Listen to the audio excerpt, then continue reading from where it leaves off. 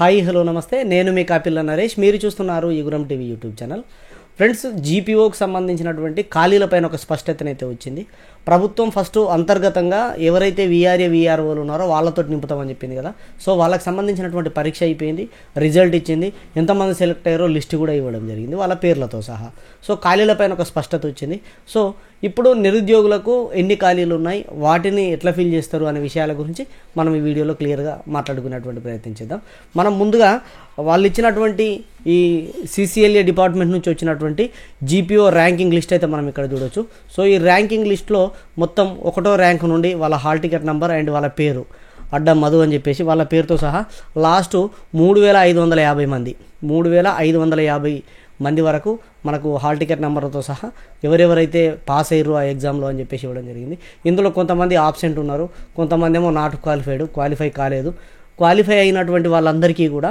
ఇక్కడ ఇది only screening టెస్టే కాబట్టి క్వాలిఫై అయినటువంటి అందరికీ కూడా ఈ జీపీఓగా పోస్టింగ్ ఇవ్వడం అయితే జరుగుతుంది సో గతం నుంచి కూడా మనం ఏం చూస్తున్నాము అంటే జీపీఓ ఖాళీలు ఎన్ని ఉంటాయి ఏ జిల్లాలలో ఎట్లుంటుంది అని చెప్పేసి క్లారిటీ కోసం చూస్తూ ఉన్నాం ఇప్పుడు కొంతవరకు అయితే క్లారిటీ వచ్చింది 100% అయితే రాలేదు ఇప్పటికి కూడా కొంతవరకు క్లారిటీ అయితే వచ్చింది మొత్తం 10,900కు పైగా 10,900 ప్లస్ ఉద్యోగాలు అయితే ఉండడం జరిగింది 10,954 ఏమో ఉన్నాయి మొత్తం మీద అయితే ఈ 10,900 ఉద్యోగాలలో మనకు 3,550 ఉద్యోగాలు ఇప్పుడు వీళ్ళ ద్వారా ఫిల్ చేస్తారు అంటే ఎవరైతే ఇన్ సర్వీస్లో వీఆర్ఏ వీఆర్ఓలు ఉన్నారో వీళ్ళ ద్వారా ఫిల్ చేస్తే 7,400 ఉద్యోగాలు నిరుద్యోగులకు మనకు లభించేటువంటి అవకాశం అయితే ఉన్నది సో ఈ 7,400 ఉద్యోగాలకు పైగా ఉన్నటువంటి వాటికి మనకు టీజీపీఎస్సీ లేదు అని అంటే సిసిఎల్ఏనే టీజీపీఎస్సీ లేదు అని అంటే సిసిఎల్ఏ డిపార్ట్మెంట్ నుంచి మనకు నోటిఫికేషన్ వచ్చేటువంటి అవకాశాలు అయితే కనిపిస్తూ ఉన్నాయి మనకి ఇప్పటివరకు ఉన్నటువంటి ఇన్ఫర్మేషన్ ప్రకారం అయితే ఎవరు ఇస్తారు ఏంటి అనేది పూర్తి క్లారిటీగా లేనప్పటికీ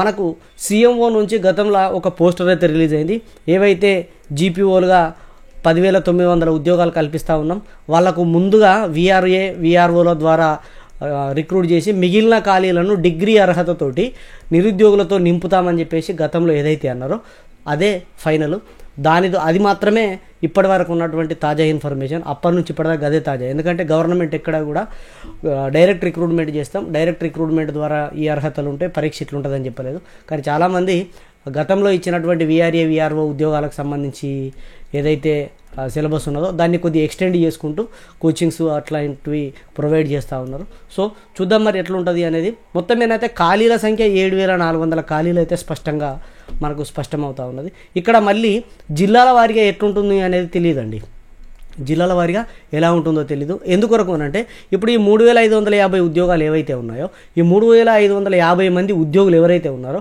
వాళ్ళు చాలామంది సొంత జిల్లాలలో ఉద్యోగం చేస్తలేరు ఇప్పుడు వీఆర్ఏ వీఆర్ఓలుగా సొంత జిల్లాలో చేసినా కానీ వాళ్ళు మొన్న బైఫర్కేషన్ టైంలో వేరే శాఖకు తరలించడం వల్ల అంటే వేరే శాఖకు వాళ్ళ పోస్టింగ్ను ఇవ్వడం వల్ల జిల్లాలు దాటిపోయారు సొంత జిల్లాకు వస్తాము అనే ఉద్దేశం కొద్దీ ఈ 3,550 మందిలో 1,800 నుంచి 2,000 మంది దగ్గర కేవలము నేను నా సొంత జిల్లాకు వస్తా అనే ఉద్దేశం కొద్దే ఇంట్లోకి వచ్చారు మిగతా వాళ్ళ ఆప్షన్ ఇవ్వండి గందుకే చాలామంది ఎగ్జామ్ రాయింది కూడా గందుకే అవసరం లేదులే అని సో మరి వాళ్ళు సొంత జిల్లాలలో పోస్టింగ్ ఇస్తారా లేదు అని అంటే ప్రజెంట్ ఏ జిల్లాలో చేస్తుండో అదే జిల్లాలో పోస్టింగ్ ఇస్తారా తెలీదు ఎందుకు చెప్తున్నానంటే ఫర్ ఎగ్జాంపుల్ ఇప్పుడు మీరు కామెంట్లలో మీరు మళ్ళీ అడుగుతారు మా జిల్లాలో ఎన్ని వేకెన్సీలు ఉన్నాయని అంటే వేకెన్సీలు ఎన్ని ఉన్నాయో తెలియాలి అని అంటే ఇక్కడ ఉన్నటువంటి 3,550 మందిలో ఏ జిల్లా వాళ్ళు ఎంతమందో తెలియాలి కదా సో ఏ జిల్లా వాళ్ళు ఎంతమందో అని అంటే ప్రస్తుతం ఏ జిల్లా నుంచి వీళ్ళు ప్రాతినిధ్యం వహిస్తూ ఉద్యోగం కోసం అప్లికేషన్ చేసుకురో అదే జిల్లాలో ఉంచుతారా లేదంటే వాళ్ళ లోకల్ క్యాండిడేట్ను బట్టి తీసుకుంటారా లేదు అంటే వాళ్ళు చేసే జాబ్ను బట్టి తీసుకుంటారా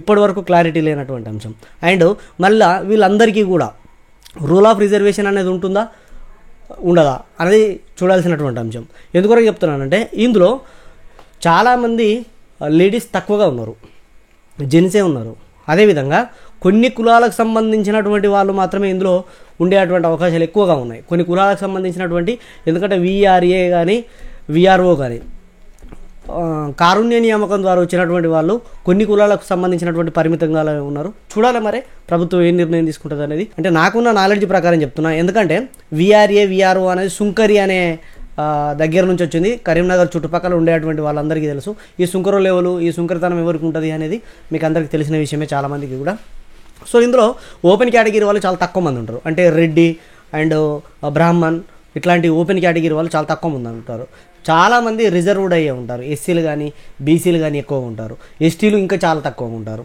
సో ఇట్లా రూల్ ఆఫ్ రిజర్వేషన్ ప్రకారం ఎట్లుంటుంది అనేది ఇంకా క్లారిటీ అయితే లేదు. అంటే వీళ్ళకు ఈ 3550 మందికి ఎందుకు చెప్తున్నానంటే వీళ్ళను పంచితేనే కదా మనకు ఖాళీల పైన స్పష్టత వస్తుంది. ఎస్సీలలో ఎన్ని ఉన్నాయి, బీసీలలో ఎన్ని ఉన్నాయి, ఎస్టీలలో ఎన్ని ఖాళీలు ఉన్నాయని చెప్పేసి. సో క్లారిటీ ఇన్ఫర్మేషన్ రావాలంటే ఇంకా కొంత సమయం పడుతుంది.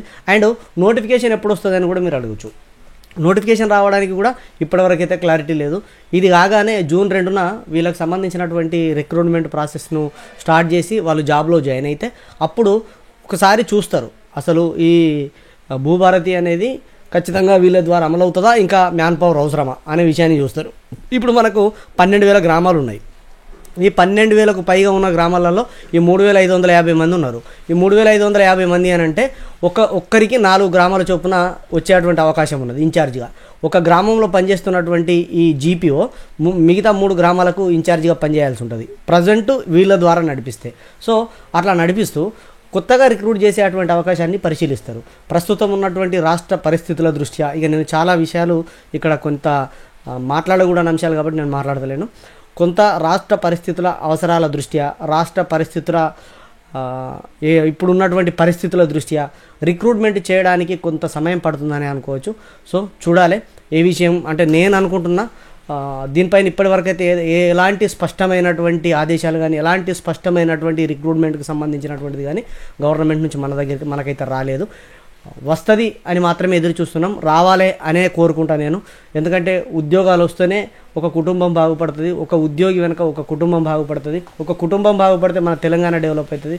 తెలంగాణలో మంచి ఉన్నత స్థాయి కుటుంబాలు ఉన్నాయని చెప్పుకోవడానికి బాగుంటుంది. రావాలనే కోరుకుందాం.